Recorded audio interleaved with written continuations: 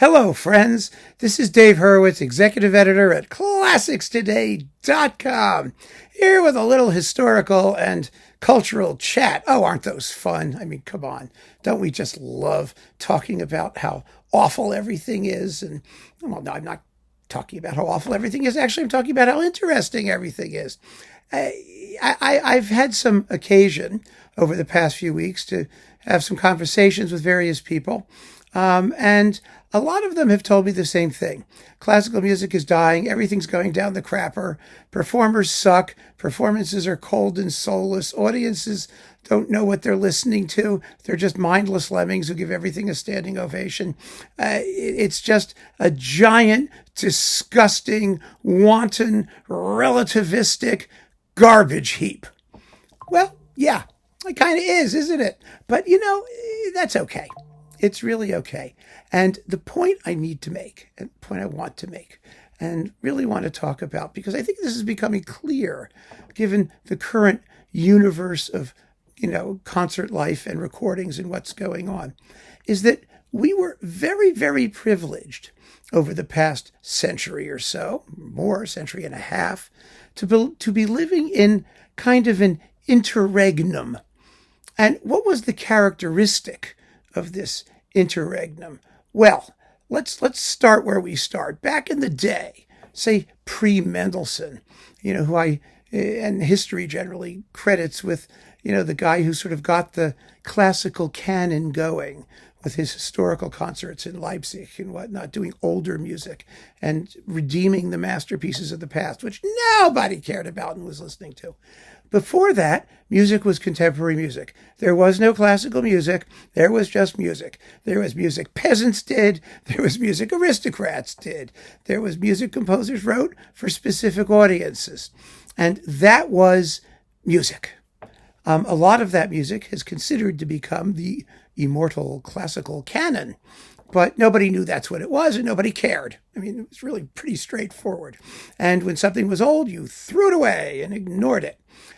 After that, we all know what happened, right? In the 19th century, really the second half of the 19th century, a lot of things happened. It was a combination of culture and politics. There was nation state building in Europe, the arrival of the bourgeois culture consumer, tons of money being flung at the arts as part of rising national consciousness and cultural awareness and Victorian ideals of self-improvement. I mean, you can look at it from 100,000 different angles. But the bottom line was that this combination of factors created an unprecedented amount of support for the arts. The rise of symphony orchestras and opera companies and chamber music societies led to the rise of composers writing for them, led to the rise of conservatories churning out musicians to do it, it led to the profession of classical musician. And as a result of that, we had an unbelievable amount of artistic activity going on as we lurched into the 20th century. When that happened, there was the technological angle. Radio broadcasting, recordings, television, all of that stuff juiced up the level of cultural activity and led to just insane amounts of money being spent on culture and the arts. Far more than anybody ever had previously. I mean, crazy amounts of money. I mean, if you look at what happened back in the 18th century, when, aristocrats had orchestras, they were teeny tiny orchestras, and keeping a musical establishment, a private one, was incredibly expensive. And so, yeah, every little aristocrat had his wind octet or something like that. But they were also servants, and they worked in the army, or they did, they were shoe shiners, whatever they did.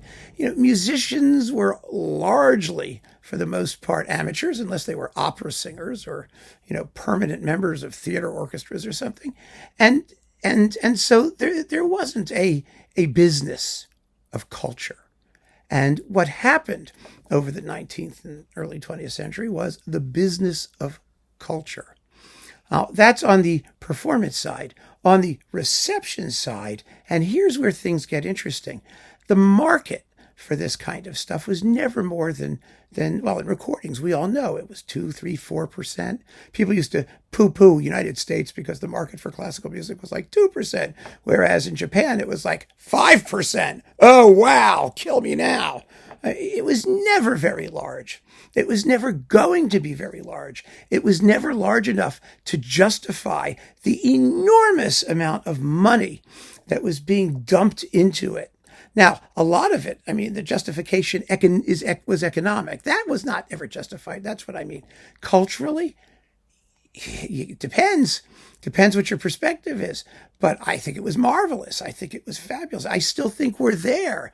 We are still relentlessly documenting our cultural legacy on recordings, on YouTube, everywhere. There's just a crazy amount of artistic activity.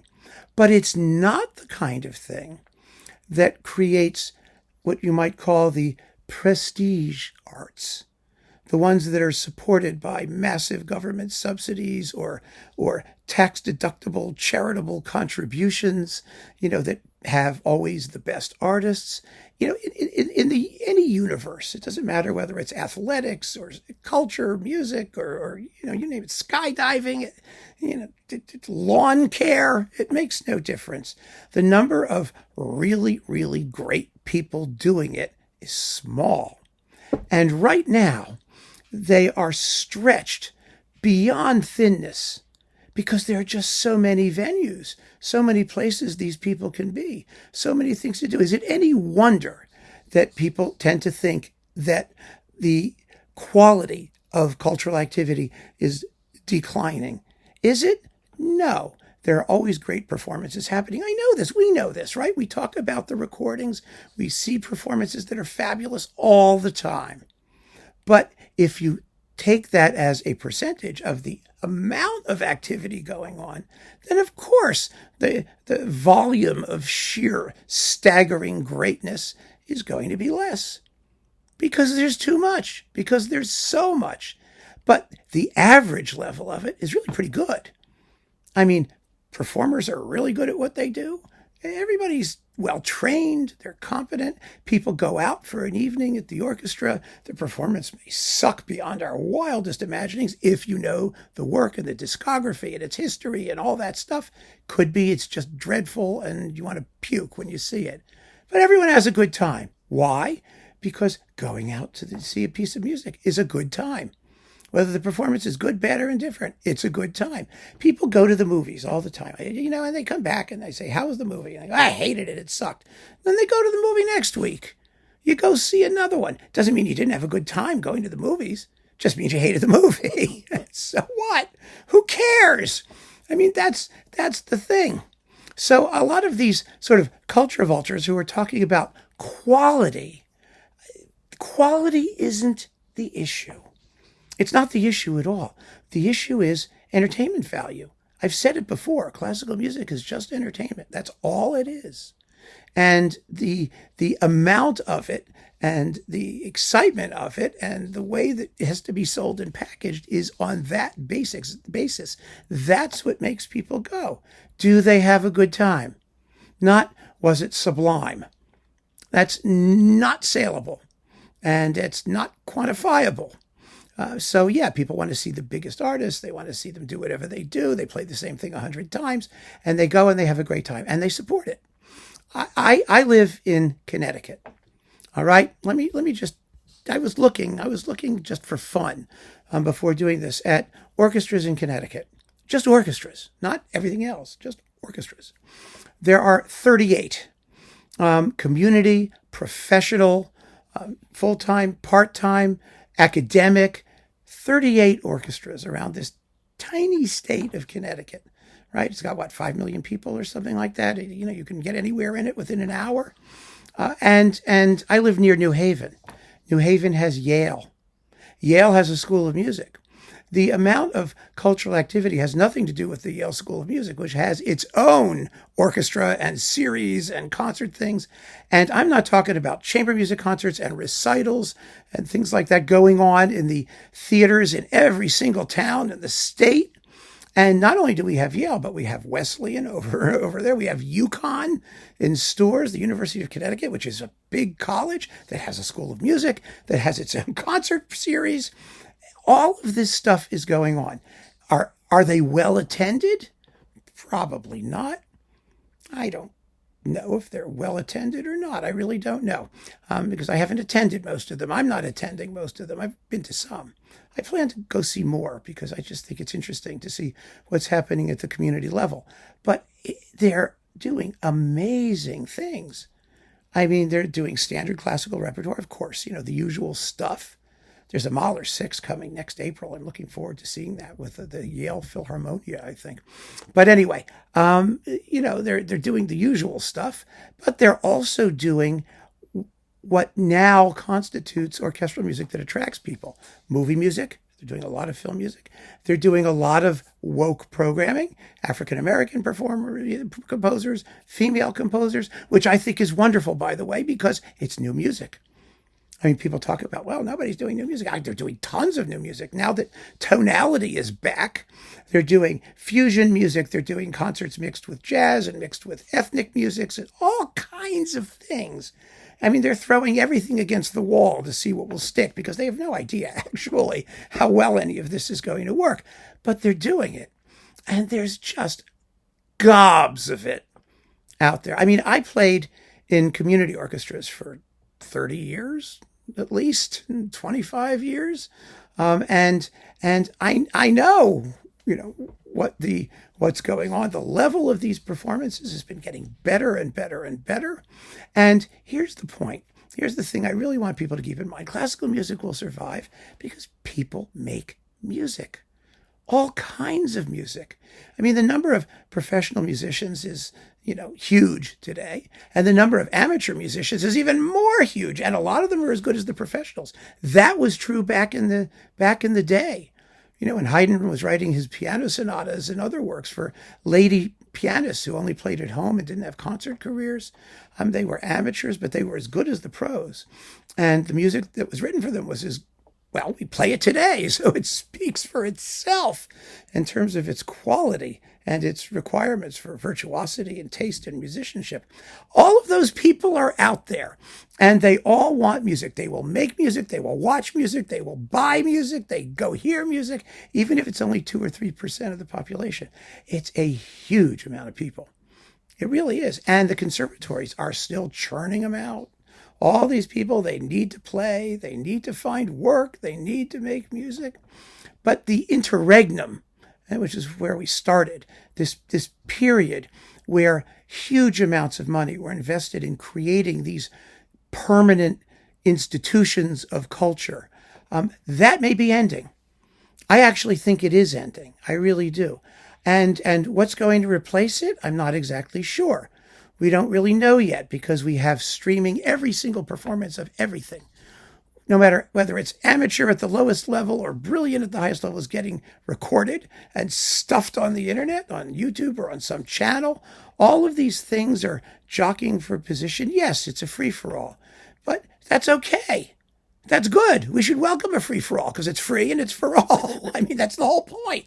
There's tons and tons and tons of it. And there's only been more. The more people scream and shriek about the decline of classical music, the more there seems to be available. The more people who seem to be doing it, the more people who are looking for ways to either sell it or promote it or make people aware of it. It's really an extraordinary time we're living through. And I think that we should be embracing the change rather than running in fear from it. I really do. Because classical music's going to be fine. It's great music. The thing that always got me, and I've said this before, it really blows my mind, is that the people who are most interested and passionate about classical music have the least confidence in it. And that always struck me as, hypocritical, first of all, and just plain weird. I mean, what do you have to worry about? what people are worrying about, of course, is not the music. They're worrying about themselves, their own insecurities, their own view of what culture ought to be. Yes, it may be that classical music will survive and there'll be millions of community organizations and other groups, playing music constantly, but they're not doing it the way these people want it to be done.